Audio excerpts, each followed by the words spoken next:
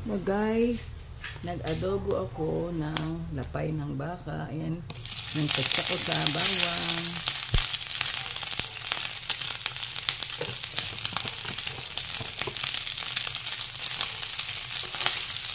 Para mabango.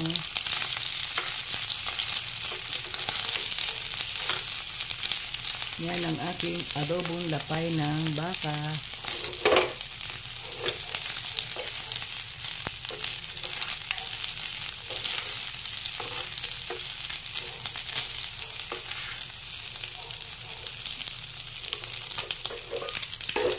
At saka sinalin ko na rito sa mixture ng pinakuluan kong toyo, suka, bawang, paminta.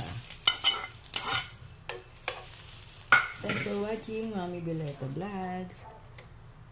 May recipe adobong lapay ng baka. Bye!